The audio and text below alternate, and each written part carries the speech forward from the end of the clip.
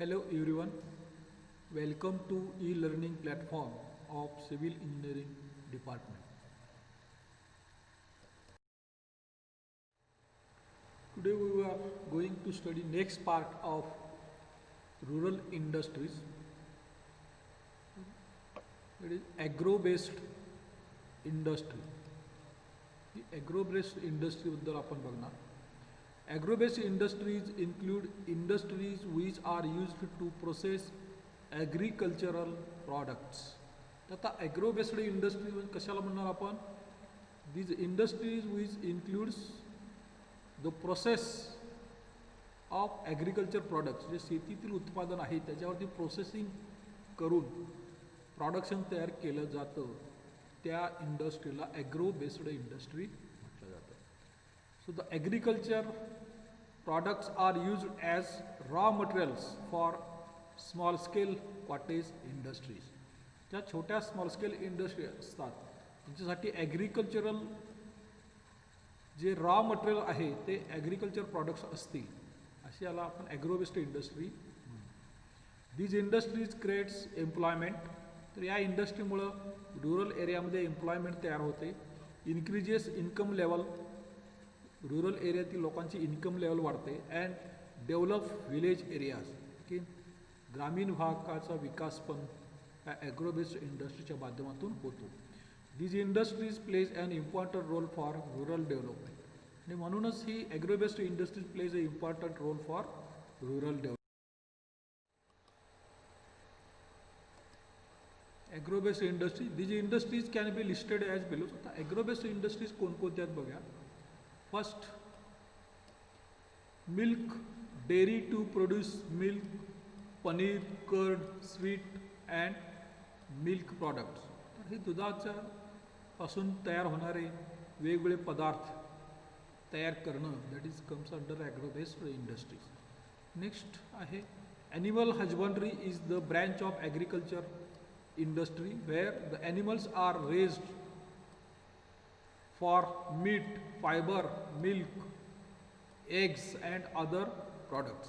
तर animal husbandry म्हणजे पाळीव प्राणी पाळणं, ही सुद्धा ॲग्रोबेस्ड इंडस्ट्रीज आहे. आता हे पाळीव प्राणी पाळल्यामुळे काय होईल, त्याच्यामुळे आपल्याला एकतर मटण मिळेल, दुसरं त्यापासून फायबर्स मिळतील, पाळीव प्राण्यांच्यामुळे दूध मिळतं, चिकन वगैरे आपण पाळतो त्यामुळे अंडी मिळतात, आणखीन इतर प्रॉडक्ट्स पण तयार होतात. So animal husbandry is the one part of agro based industry. The animals used in the industry are dogs, आपण कुत्रे पाळतो, कॅटल, ऊंट, horses, sheep, goats, pigs and other like creators. तर हे अशा प्रकारचे प्राणी पण पाळतो.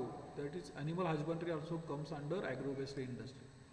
Next, that is horticultural. Horticulture is related with garden cultivation. Horticulture म्हणजेच काय, तर बाग बनवणं अँड इज मॅनेजमेंट, त्याची मॅनेजमेंट करणं. ग्रो फ्लावर्स, फुलांचं उत्पादन घेणं, प्लांट्स, वनस्पती लावणं, फ्रूट्स, फळांची झाडं लावणं, नट्स, शेंगा लावणं, बरोबर, शेतामध्ये व्हेजिटेबल्स लावणं, ऑर्नामेंटल प्लांट्स लावणं, that is horticulture. That is comes under agro based industry. Next industry that is sericulture.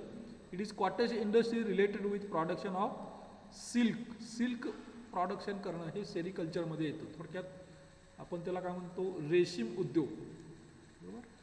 त्यानंतर next industry comes under agro based, that is fishery. Fishery is a cottage industry. एक छोटी industry आहे related with harvesting fish. मासे पाळणं आणि विकणं हा सुद्धा ॲग्रोबेस्ड इंडस्ट्री रिलेटेड बिझनेस आहे.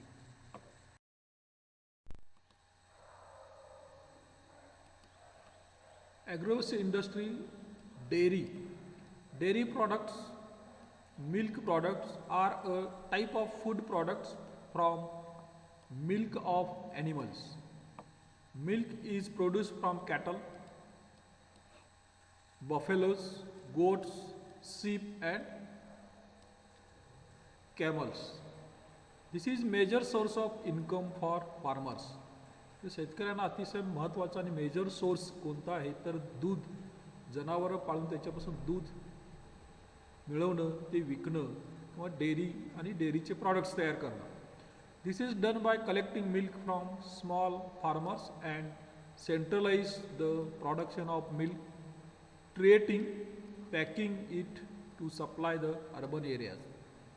ग्रामीण भागातील छोट्या छोट्या शेतकऱ्यांच्याकडून दूध गोळा करणं, त्याच्यावरती ट्रीटमेंट करणं, त्याचं पॅकिंग करून अर्बन एरियामध्ये विकणं, that is comes under dairy business. This cottage industry generates money at the source of production itself. ही कॉटेज इंडस्ट्री आहे ही शेतकऱ्यांना पैसे मिळवून देणारी अतिशय चांगली इंडस्ट्री.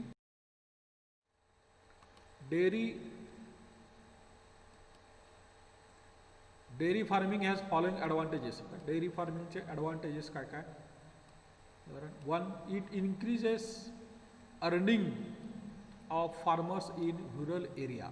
डेअरी बिझनेसमुळं रुरल एरियातील शेतकऱ्यांचा उत्पादन वाढलेलं आहे. अगदी 10 दिवसाला गोकुळमार्फत दुधाचं बिल दिलं जातं.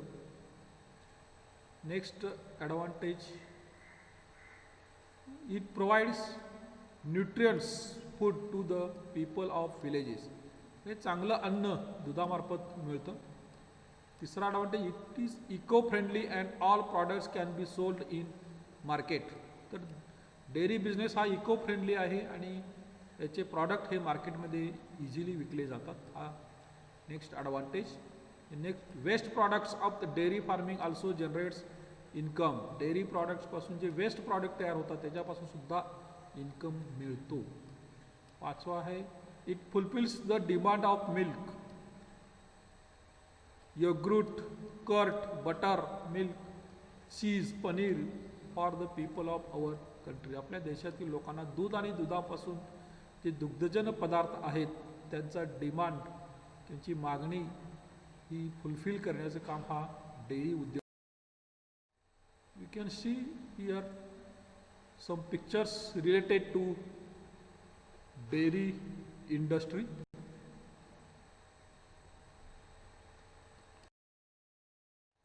Next business, that is industry, animal husbandry, agro-based industry. The animal husbandry is a part of rural economy and development. The rural economy म्हणजे ग्रामीण भागाची अर्थव्यवस्था आणि डेव्हलपमेंट याचं महत्त्वाचा पार्ट ही ॲनिमल हजबंड्री आहे. This includes the fulfilling the need of animals. प्राण्यांची गरज भागवणं, treatments required by them during sicknesses. ते प्राणी की जे पाळीव प्राणी आहेत ते आजारी असतील तर त्यांना ट्रीटमेंट देणं. Also it increases their population आणि त्यांची उत्पादकता वाढवणं. Animal husbandry helps in producing animals. तर ॲनिमल हजबंड्रीमुळं प्राण्यांचं उत्पादन वाढण्यासाठी मदत होते. And make them useful in farming activity. शेतासाठी प्राणी लागतात, उदाहरणार्थ बैल आपल्याला शेताची कामं करण्यासाठी लागतो. And to increase the income of farmers. आणि शेतकऱ्याचं त्याच्यामुळे उत्पादन वाढतं, त्या पर्यायाने देशाचं पण उत्पादन वाढतं. This is the branch of agriculture is concerned with the animals that are raised for meat. तर हे ॲनिमल हजबंड्री काय, ही जे ब्रँच ॲग्रिकल्चर इंडस्ट्रीशी रिलेटेड आहे. इट रेज्ड मीट, तर लोकांना लागणारं मांस खाण्यासाठी आहे, त्याचे उत्पादन वाढवणं. फायबर्स, मिल्क, एग्स, अंडी आणि other products. This includes day to day care, selective breeding and the raising of livestock. तर प्राणी पाळण्यासाठी आपल्याला त्याचं डे टू डे केअर काळजी घ्यावी लागते, सिलेक्टिव्ह ब्रीडिंग करावं लागतं. तर या पिक्चरमध्ये तुम्ही ॲनिमल हजबंड्री हे वेगवेगळे प्राणी आहेत, बरोबर. तर मेंढी पालन, कुक्कुटपालन, अंड्यासाठी कोंबड्या पाळणं, त्यानंतर मांसासाठी कोंबड्या पाळणं, गाईचं पालन, मधमाशांचं पालन करणं, बरोबर, मच्छीमारी करणं, त्यानंतर रेशीम उद्योग, जर्सी गाई पाळणं. This comes under animal husbandries. Next industry, that is horticulture. Horticulture is a branch of agriculture in which plants for food. तर हॉर्टिकल्चर ही ॲग्रिकल्चर इंडस्ट्रीची ब्रँच आहे की ज्याच्यामध्ये प्लांट्स, वनस्पती वाढवले जातात. कशासाठी?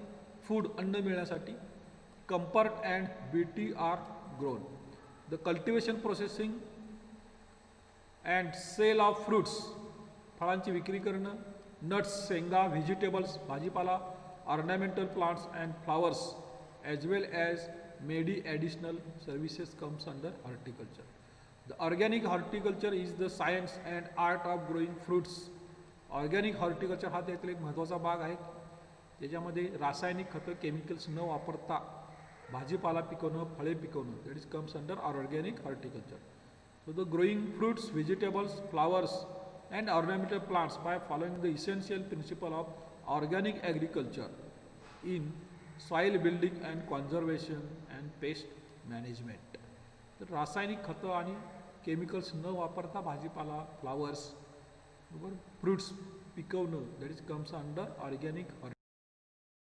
In this picture you can see horticulture. तर पिकं, वेगवेगळ्या प्रकारचे पिकं घेणं, that is comes under horticulture. Next industry, that is sericulture. This is the branch of agriculture industry in village for production of silk and rearing of silkworms for this purpose. तर ही एक agriculture इंडस्ट्रीची branch आहे sericulture. याच्यामध्ये silk तयार केलं जातं. त्यामध्ये रेशीम उद्योग, थोडक्यात रेशीम किडे पाळणे, त्यापासून रेशीम आणि ते तयार करणं. So sericulture or silk farming is the cultivation of silk worms, that is रेशीम किडे, and to produce silk yarn, धागे तयार करणं, हे याच्यामध्ये येतं. In India sericulture is one of the most important agro and forest based cottage industry, earning a foreign exchange of ₹500 crores per annum. वर्षाला 500 कोटीचा बिझनेस हे होतो. And providing gainful employment to the more than 7 million peoples. 7 million पीपलशी जास्त लोक याच्यामध्ये काम करत आहेत आणि अजूनसुद्धा याच्यामध्ये प्रोडक्शन करण्यामध्ये भरपूर वाव आहे. The silk produced in rural area is supplied to textile industry for the growth of production of cloths in our country. This industry is eco friendly, needs low investment and high returns. तर ही industry eco friendly आहे, ज्यामध्ये investment कमी असते, आणखी returns जास्त असतात. This picture you can see sericulture business plan. हे रेशीम किडे असे पाळले जातात. Next agro based industry, that is fishery. Fishery is the entity engaged in raising or harvesting the fish which is determined by some authority to be fishery. तर मासे पाळणं हा उद्योग फिशरीमध्ये येतो. Fishery is defined as the process of harvesting fish in river or ponds in villages and then catching them for the source of income. तर नदीमध्ये किंवा पॉन्ड्स, तलावामध्ये मासे पाळणं, ती मोठे झाल्यानंतर त्यांना पकडणं, आणखीन त्याच्यापासून इन्कम मिळवणं, that is comes under fishery. Livelihood of 500 million people in the world depends on the fishery. साधारण 500 million पीपल ह्या फिशरी उद्योगावर अवलंबून आहेत. Fishery is an important source of employment in coastal region when harvesting fishes is done from sea. समुद्रापासून मासेमारी करणं ही coastal रिजनमध्ये आहे आणि याच्यामध्ये अतिशय मोठ्या प्रमाणात लोकांना रोजगार उपलब्ध झालेला आहे. Fishing industry includes any industry concern with taking, culturing, processing, preserving, storing, transporting, marketing और सेलिंग फिश और fish products. In this picture you can see fisheries. So we will stop here. Thank you.